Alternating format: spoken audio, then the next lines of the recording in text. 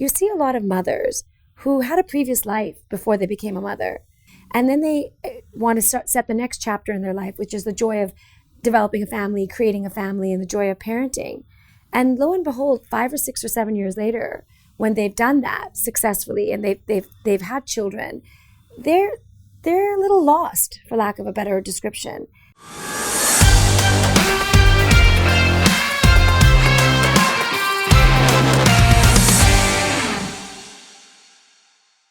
It's season 2 of Indigo Living on the Couch series, and I couldn't think of a better way to kick off season 2 with one of my friends who is truly inspiring and has changed the landscape of children's play areas and learning. Please welcome Saima Khann. Thank you, Rosemin. It's such a pleasure to be here. Well, thanks for being here. Each week we try and invite special guests to share their stories and their journeys, whether it's personal journeys or business. And I can't wait to share your story because I think there's so many incredible layers of how you've taken a homegrown business and put it on a global platform. Where did the idea come from of Cheeky Monkeys? Well, historically, I've been a bit of a serial entrepreneur. I've done many ventures. I grew up in Los Angeles, and I was born in London and was raised in Canada. So I've had a very eclectic upbringing, and I'm very grateful for that. So when I moved to Dubai, I found it very easy to settle in here because this is a very eclectic environment with a convergence of cultures and people coming from all over the world. So when I came to the region, I was doing a lot of private equity, investing with up-and-coming developers to go get into freehold. And what I didn't expect was I would meet my husband and fall in love, and lo and behold, 3 years later, get married and start having my second set of children. And I realized that there's actually at that time, there was very little to do for women who had children, who wanted to still grow and do things and keep their kids with them. So the idea of setting up a soft play area was a very organic concept that I toyed around with in my head for about 6 months of, where's a place where I could meet other like-minded women, I could have a nice cup of coffee, and I could take my toddler with me and still be in an environment that's stimulating for my baby and myself. And that's literally how we came up with the idea of opening up a children's soft play area. Let's talk about what a child will learn in addition to playing when they come to Cheeky Monkeys. Learning at the early stages is actually done through sensory learning. So it's very important that children are able to touch and feel and smell and do a lot of motor skill development. And sadly, in regions where there's extreme temperature, that learning can sometimes be inhibited or can be disjointed. And we felt that by setting up these indoor soft play areas, which are literally our smallest location is 7,000 to 8,000 square feet, we've just kind of taken care of that equation for the 12 months out of the year. So the first 7 years of that growth is actually what we focus on at Cheeky Monkeys. So initially we actually hired Montessori experts who came in and taught us how learning also happens in different groups. So a 2-year-old is more apt to learn if a 4-year-old is encouraging him. And a 4-year-old will always look up to a 6-year-old and say, I want to do what he or she is doing. So that it became a very natural proposition for us when we developed Cheeky Monkeys. So they learned a little bit of separation, dealing with separation anxiety, dealing with making friends, dealing with a little bit of independence, all within a 5-minute walk from mom and dad. Yeah, of course.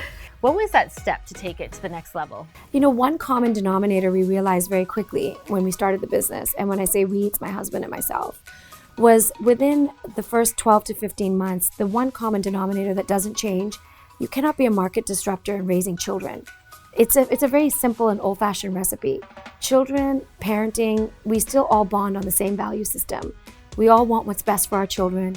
We want a great environment for them. We want it to be clean. We want it to be hygienic. We'd like to also meet other like-minded people that eventually can be a part of our community. And that doesn't change in any economy. That doesn't change in any culture. That doesn't change in any religiosity or language. And when we, like I said, quickly realized that the strength of Cheeky Monkeys actually was the fact that despite what culture you were coming from, everybody was converging on the same value system. What has been your focus for personal development? I think the human experience that I've enjoyed in the last 7 years, when you look at, and I'm going to use this as an example, although now you have a lot of fabulous fathers who are also very hands-on with raising children. But for the larger scale, you see a lot of mothers who had a previous life before they became a mother. And then they want to set the next chapter in their life, which is the joy of developing a family, creating a family, and the joy of parenting. And lo and behold, 5 or 6 or 7 years later, when they've done that successfully and they've had children, they're a little lost, for lack of a better description. So I find that there was a gap in the market for that, and I'm very passionate about speaking to other women, because I find that what happens is in a woman's lifeline, they actually change their careers 2 to 3 or 4 times just because of circumstances. And I feel that they need to have, I think, a stronger support system when it comes to that. And that I find in general, there's a big lack in the market for that. So one of the interesting things you do, which even though it's in your center of Cheeky Monkeys, you actually create a day for working moms, so an enterprise day, where they have a platform to showcase whether it's a small business or something they're trying to promote. How does that work? So what we do is every so often we'll do Enterprise Day, and we'll encourage mothers to come to the location, obviously with their children, because the children are more than comfortable within the facilities, to bring their concept, their product, if they need funding, if they need advice, they want to mentor, they need to be mentored, to sit with each other and to pitch each other. Say, hey, I've got this great idea, and lo and behold, 9 times out of 10, you'll find another woman who'll say, I was actually looking to invest in something that would be similar to this, and so much collaboration can take place. Many, many times we've actually decided that this is the vendor we would like to work with within all of our locations. And often we will find that when we follow the storyline, a year or 2 later, these women have collaborated and have worked together, and lo and behold, there's a beautiful company that's now come together and is doing well. So that's very gratifying. Looking at your company culture, how does your brand values, your ecosystem translate into a head office? I personally don't like the ma'am, sir culture. I think that there's so much equality in humanity, and if you study any religion, equality is such an important thing. And here we sometimes get carried away with the servitude culture. So going back to our theory or our ethos is, we really do believe that we have to have an equal platform for all cultures to converge, and that exchange, that learning that we have. So we're very cognizant of hiring people from different nationalities and backgrounds. That's very important to us. And again, to kind of drop that ma'am, sir culture and start being more equal in terms of what value proposition we all bring to the table. It's very important to me. So before we go, the motto of Indigo Living is living beautifully. What does living beautifully mean to you? Oh, I love that question. I think it's a fantastic question. I think to me, living beautifully is obviously, it's a combination of various factors, health, lifestyle, being mentally active and looking at things with optimism. But I'm very passionate about my home. And I think your home tells a fabulous story. And I think your home is at the end of the day, the most sacred place that you could create for yourself. So for example, for me, it's where I pray. It's where I play. It's where the best food is consumed. It's where so much nights of laughter have been spent.